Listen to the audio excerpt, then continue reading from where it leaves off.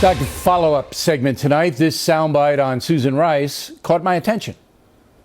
I'm not going to prejudge here, but I think every American should know whether or not the National Security Advisor to President Obama was involved in unmasking Trump transition figures for political purposes. It should be easy to figure out, and we will. And joining us from Washington is Senator Graham. Do you really believe it's going to be easy to figure this out, Senator? Might be hard to have consequences, but it'd be easy to figure out. John Brennan and Clapper, or the CIA Director of National Intelligence, need to be asked the following question. Did Susan Rice ever make a request of you or your agencies or the NSA to have unmasking of any Trump transition figures that were incidentally surveilled? Then you go and ask her the O'Reilly question. What say you, Susan Rice, if she did? Okay. Now, what committee should do that in the Senate? Good question. This is where it's confusing. So you got Brennan and Clapper are probably under the jurisdiction of the intelligence community, right. But I've made a request as the Judiciary Subcommittee Chairman for Clapper, Brennan, Sally Yates to come before our committee and testify in public. We'll see if we can do that. All right. Now, can you compel them to come to your committee? Can you compel them to do it by subpoena? They said they would come. They only want to come once. They'll testify once in open hearing, once in a closed session. I've got to coordinate this with the Intelligence Committee to figure out who's in charge. Sally Yates was in the Justice Department, so she's under the Judiciary Committee jurisdiction. The other two are probably under the Intel jurisdiction. But my committee is ready to move forward with public testimony of Brennan, Clapper, and Yates. And I would ask Brennan and Clapper, did Susan Rice ever come to any of your organizations and ask that names be unmasked? Okay, and that's a simple question, a yes or no. Right.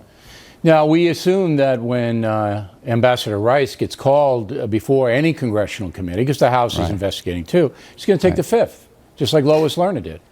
I'd be surprised. She says she did nothing wrong, but we're trying to build a case here, I suppose, just in the old-fashioned way. The people in charge of the collection need to be asked, did Susan Rice ever ask for any of the material you collected to be unmasked? And if she did, what did she do with it?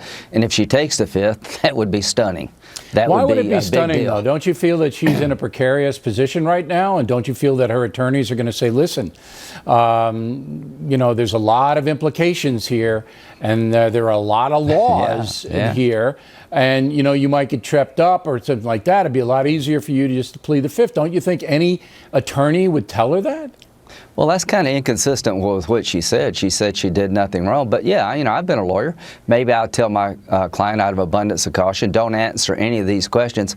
I don't pretend to your audience to be a legal expert on unmasking, but I'm going to try to find out about what the rules are and if they were violated, are they crimes.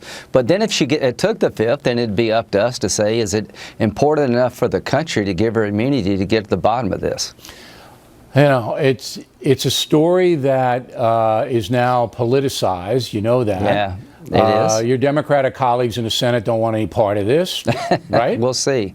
I don't know. You know, Sheldon Whitehouse has been really good. I want to hear from Brennan and Clapper about potential Trump ties. Clapper said during his watch, there was no evidence of collaboration. The Russian thing, I understand. But don't you think the Senate's about as polarized as you've ever seen it in your career right now? Absolutely. You know, it's war. The Gorsuch thing, you know, it's going to come down to, you're going to have to change the rules in the Senate to vote him in. Right. You're not going to get a few senators on the Democratic side will support.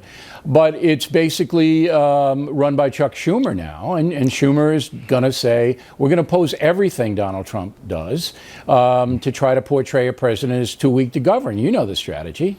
Yeah, well, we're still in charge of the place, so as people in charge of the place, we can conduct hearings.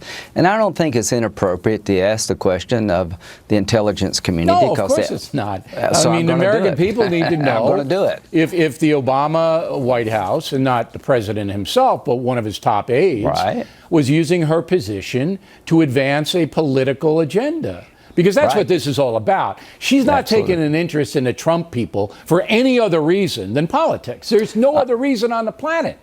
than politics. If she did it, that would be that'd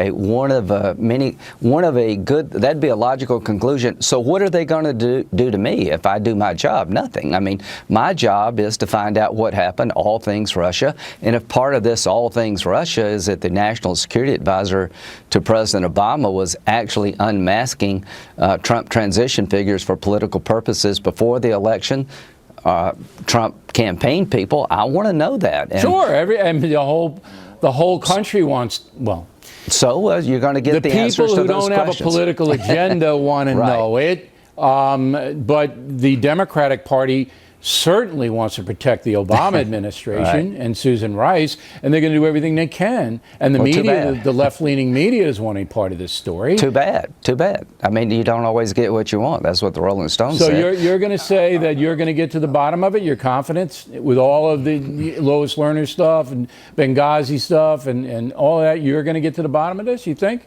I'm going to ask the questions that need to be asked regarding Susan Rice, and I've been pretty honest about this on the Trump side. I've said I want to know, were there Trump ties to Russia before the election? All fair-minded people want to know that. I mean, I don't think there's any doubt about that. Okay, got to ask you a question about Syria because you're deeply involved with foreign affairs. Right. So President Trump once again today said he's not going to say what he's going to do because when you tell the enemy what you're going to do, it gives the enemy time to prepare, the enemy now being Syria and Assad. Assad's a tyrant. He gasses babies. We all know that.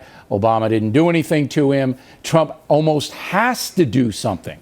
So if you were the National Security Advisor, Senator, what would you tell Donald Trump specifically to do to Syria? Destroy his air power and create a safe zone in Syria where this never happens again.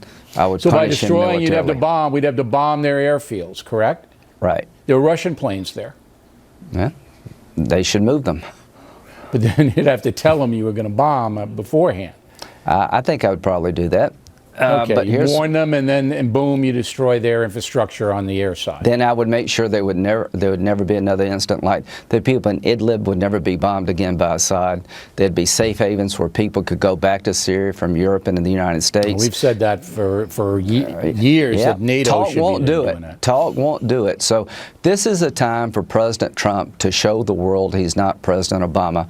This is a horrible event out of which could come an opportunity to reset the Mideast, to establish his presidency as something different than Obama, to send a signal to every dictator in the world there's a new sheriff in town. And if he would actually hold Assad accountable and protect the innocent people of Syria, it would help us in North Korea and in Iran and everywhere else. All right. Well, Senator, we appreciate it. Keep us posted on your investigation and who you're going to call, and we really appreciate it tonight.